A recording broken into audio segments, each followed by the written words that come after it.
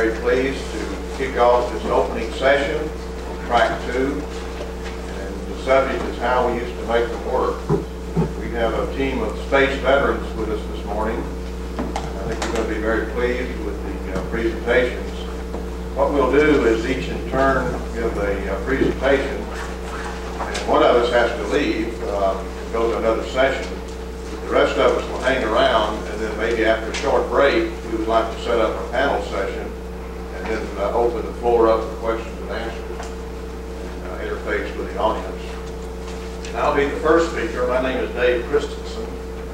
I'm with Wiley Laboratories here in Huntsville. I've been involved in the space program for some 40 years, working particularly with the ABMA Von Braun team. I see some veterans and other veterans here with us. Conrad Dannenberg, Tina Munders, old associates of Dr. Von Braun. And what I'll do now is give you a little overview, using slides, kind of a historical overview to set the tone for this session, and then make a few observations as we go through the slides. I've got a sore throat this morning, so if I start tuning out, I'm sorry. I'll do the best I can. You'll turn on the slide projector, please.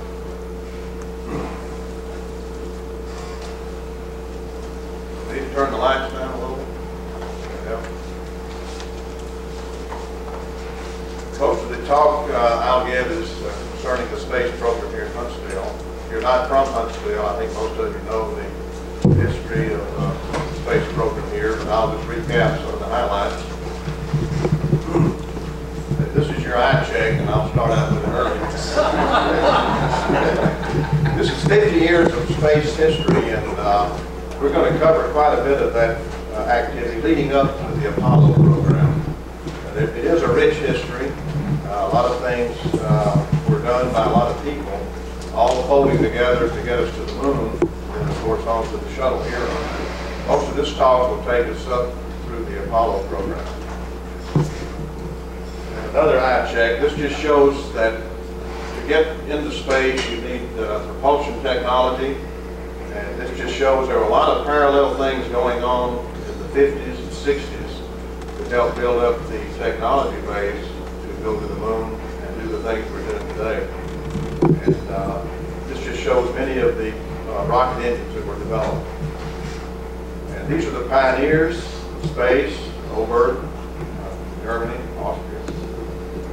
Yukovsky from Russia, Rocketry from France, and our own Dr. Goddard from this country were the real space pioneers that put us where we are today. We got the whole thing going starting really the turn of the century. And there's a rich history that goes back in that era that I won't go into today, but it's quite fascinating. Goddard in particular certainly was what I would call skunk works kind of guy. He had a very small team, and literally, along with a few technicians, he would design, manufacture, test, and fly rockets with payloads. So I think he is certainly an inspiration to what can be done with a limited amount of resources. He was funded primarily by the Smithsonian Institute, and those funds were supported by Charles Lindbergh, so he was tied in first fellow to fly across the Atlantic in that regard.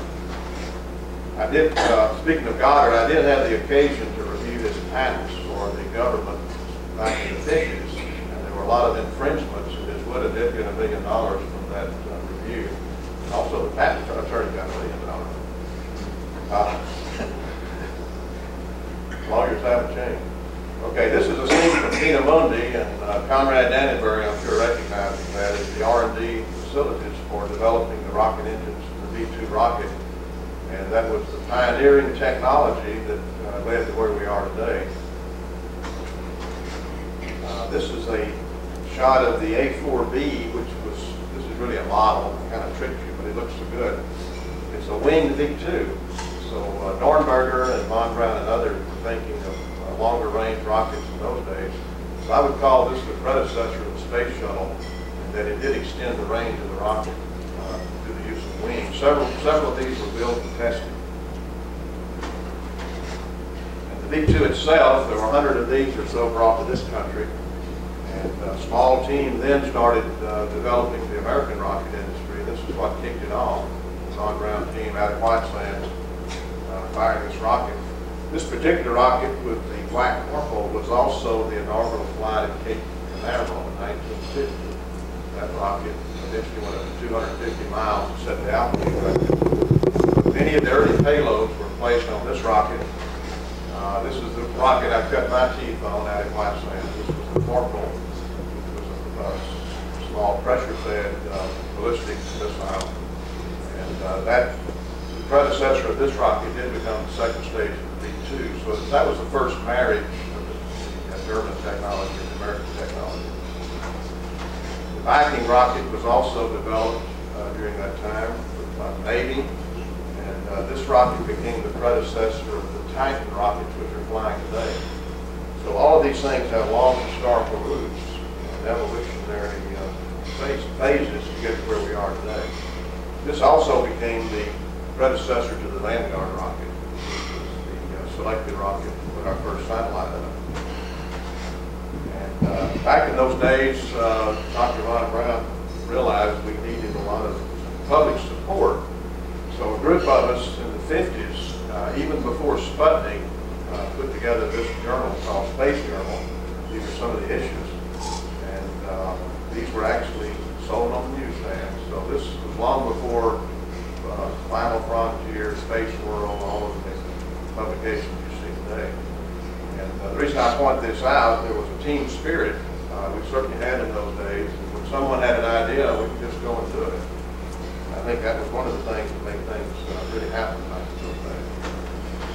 Here's the editorial team, and we dedicated that first issue to Dr. Oberg, who was here in Huntsville at the time. And here you can see Dr. Stuhlinger, Von Braun, and Oberg, and some of us that worked on the magazine standing around. The dedication of that magazine to Oberg. So it's kind of interesting that we were affiliated and working with the very pioneers of space in those days. That was quite an inspiration. And to show that Von Braun was team leader, here he is out digging in the dirt for the planetarium up on Montesano, which is now named the Von Braun Planetarium. And that's what I call a hands-on engineer. He didn't mind jumping in and doing what it took. In fact, the first day on the job, when I came to Huntsville, he was going up and down the drawing boards, keeping up with things. And I noticed he had a rope around his waist. But it turned out he forgot his belt that morning, so he just was very innovative. He just had a rope around his pants and kept on going. Here's the results, which is now operational. But the point is, from the magazine, we raised some bucks and built the planetarium. Dr. Von Braun liked to say, we want to see where we're going. This is Dr. Von Braun, Dr. Art Stuhlinger, who's going to get the Von Braun Award during this program up at the observatory. And I think you know the story. The Vanguard didn't launch the first American satellite after Sputnik. And this rocket was called on in a very short period of time to do that job. It placed Explorer 1 into orbit very quickly. And I think the point is a lot of strong teamwork and interaction. We were able to do that in about 90 days. It's almost unheard of. Then that same rocket later was used to put Alan Shepard up. So I think the message here is you take what you have and you modify it and you use it in many different ways. Then many of us worked on the Jupiter rocket. People tend to forget the Jupiter, but in a very short period of time, that rocket was developed and fielded actually for the Air Force in Turkey and Italy. And that played a key role in the Bay of Pigs activity. I won't go into detail, but this rocket was developed in a very short period of time, and it fortunately was able to utilize some of the engines just as the Redstone did that were developed for the Navajo program. So again, in those days, we seem to have more interaction and utilization across different groups like the Air Force, the Army, and the Navy working close together. Even though they were competing, they still shared technology. Another shot of the Jupiter. Many lessons were learned on this rocket that were applied to the Thor and the Atlas and other American rockets because of its common propulsion. And it was used by NASA, even though it's an Army rocket, to put some of our first satellites up. Here's the Pioneer satellite, which is still in orbit around the sun. And you can see it's a very similar setup to what was on the Explorer 1. So you could take one piece of hardware and adapt it to another. So adaptability, flexibility, these were the key things that were used in those days to get the job done in a hurry. And then here's the Juno rocket, which was the Jupiter getting ready to launch a satellite from the Cape. So at that time, in the 50s, we had the Redstones, the Jupiters, Juno 1 and Juno 2, as they were called, and several satellites that are shown here, the first Explorers and Pioneers. And these were all developed in-house here in Huntsville by the on-ground team and the associated contractors. It was done very quickly, and really by very few people. And I think what's impressive to me is there were so many of these things going on simultaneously, but yet the management was able to keep up with the program, meet the schedules, and set a lot of historical records in the process. There was another rocket that was being considered at that time, and that was one of the very first projects funded by ARPA, which is still around today, the Advanced Research Projects Agency. This program was kicked off with $5 million. I think that's impressive. For $5 million today, you can't even generate one report on it. But anyway, the way this was done, we built models. This is the very first model of the Saturn I. You'll notice it has a cluster of tanks and a cluster of engines. It turns out the tanks were used from the Jupiter program, 105 inches in diameter. The Redstone tanks, which were 70 inches in diameter, fitted very nicely around the Jupiter tank. 8 of those then were clustered together, and then 8 of the Jupiter engines were modified to what we call the H1, and then that was clustered. So this was to meet the Soviet threat.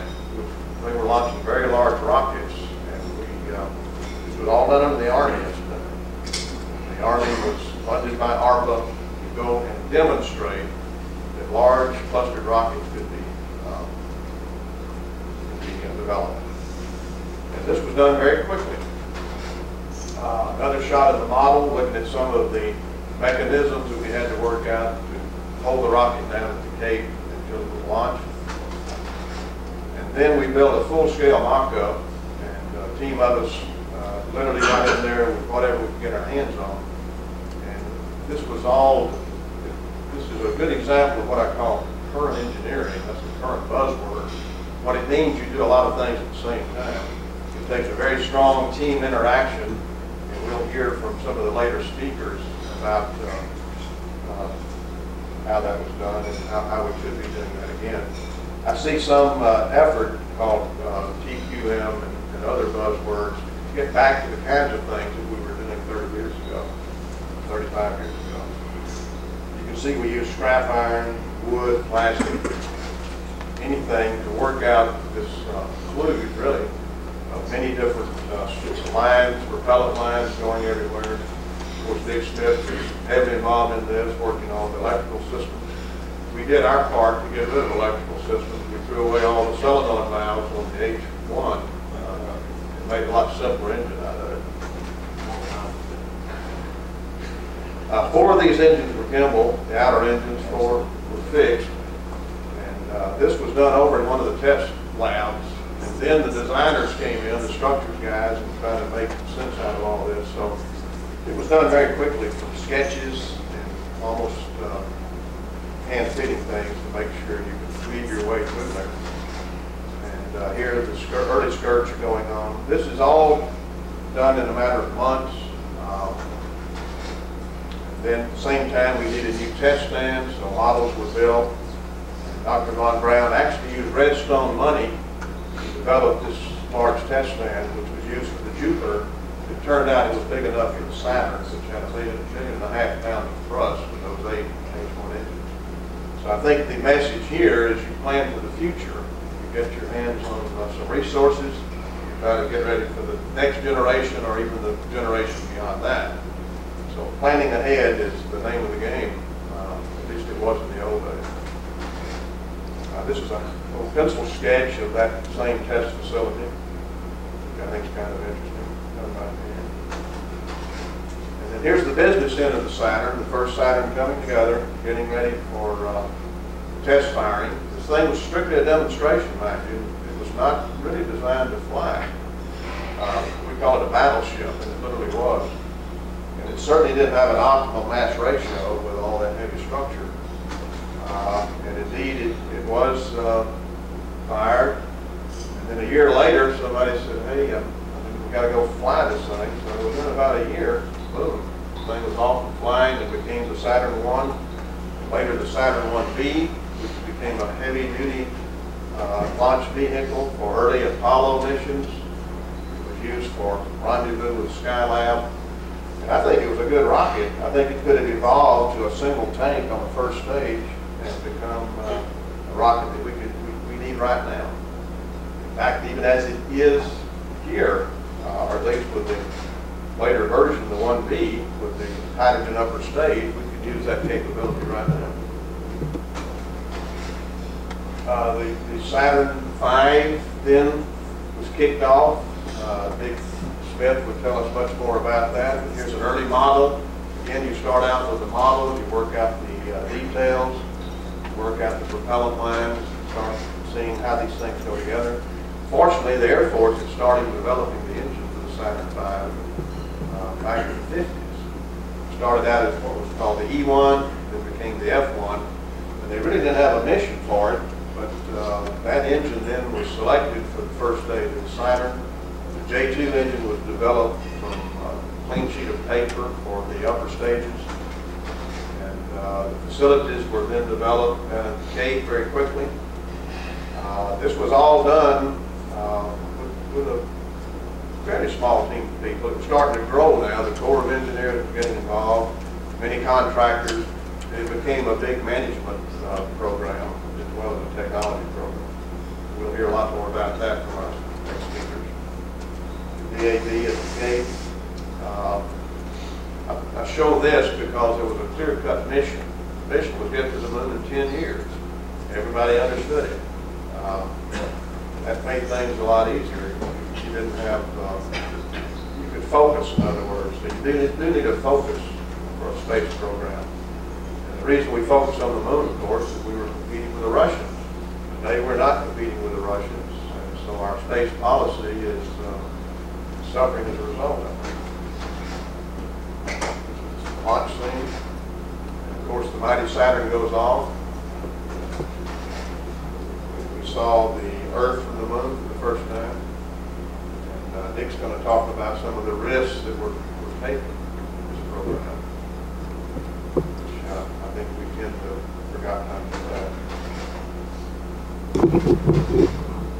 Okay, and Dr. Von Braun, seeing this hardware, in 1964 was looking at ways to use the upper stages for a space station. And this was an early sketch of his concerning the use of the S2 stage.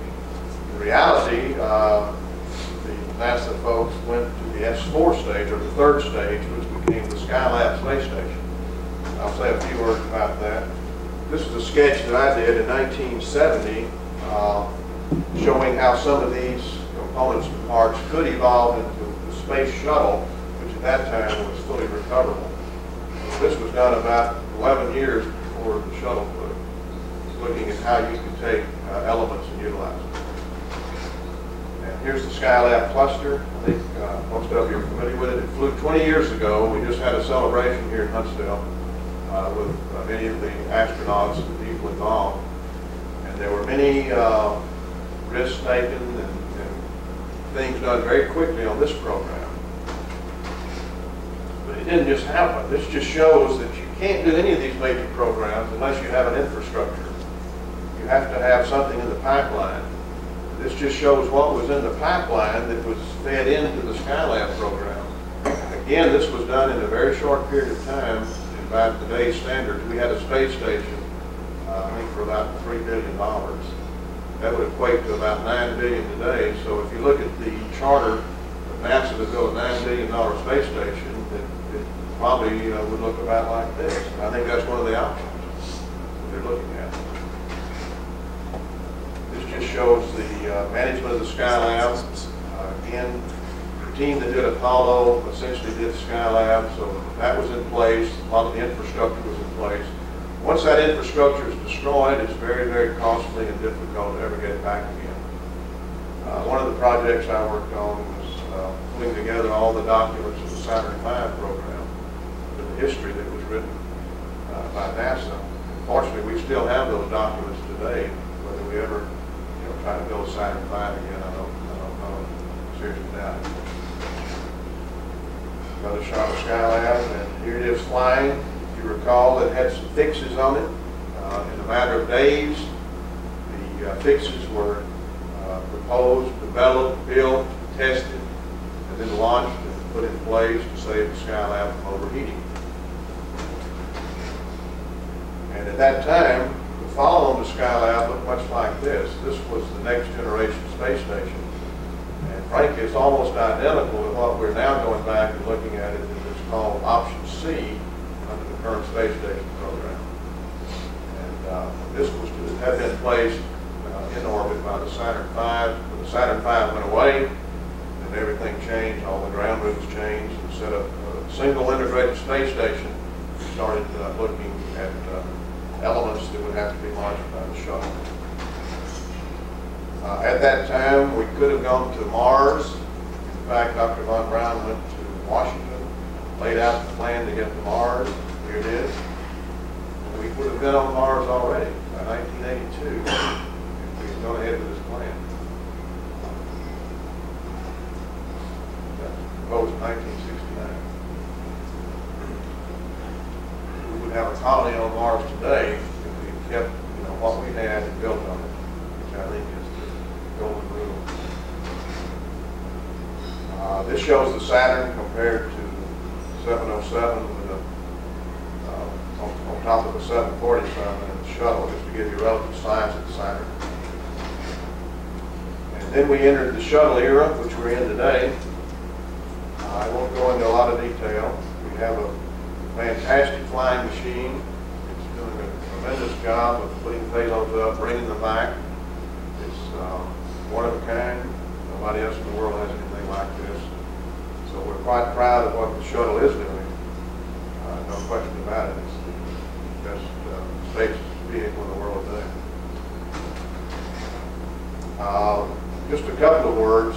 In using what you have, I have personally looked at using external tanks for various things. The reason I point this out, our next speaker has been a proponent of this for many years, and I hope he does say a few words about utilizing the external tanks of the shuttle, just like we used to use the tanks of the Saturn program.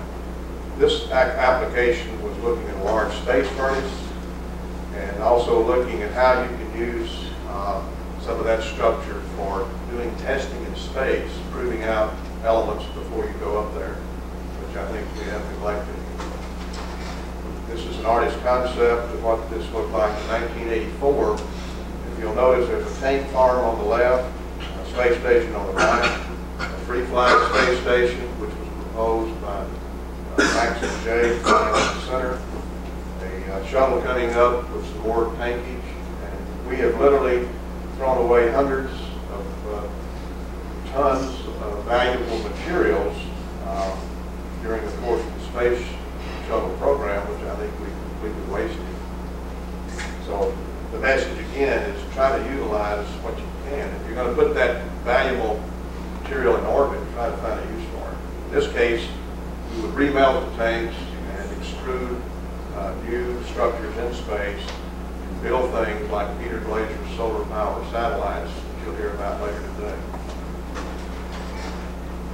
Then another job I worked on was Shuttle C, and again, this looks much like Option C now for the space station, where you would take a space station, put it in orbit in 1 or 2 flights.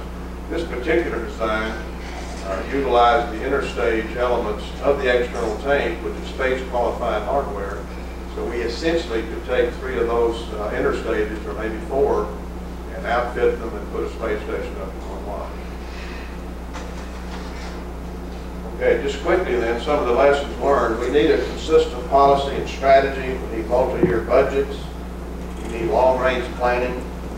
We need evolutionary program development, not these stops and starts. We start a program and kill it before it really gets off the ground. We have to maintain the skills and resources that are right now diminishing. We have to keep the technology flowing, and we have to do some commercialization to make the space more economically attractive. As far as access to space, I won't read these. I'll just point out we do need a heavy lift, robust launch vehicle, much like we had. It has launch flexibility. It's not so vulnerable to launch problems. I hope they talk about that a little bit. And finally, lessons not learned. We still haven't learned. If it works, keep it and use it.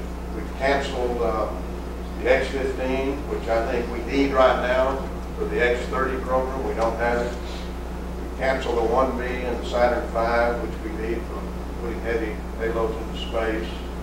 We canceled the Skylab. In fact, we built an extra one that was flight-worthy and didn't put it up for lack of a few $100,000. It's in the Smithsonian today. So you can turn the lights on.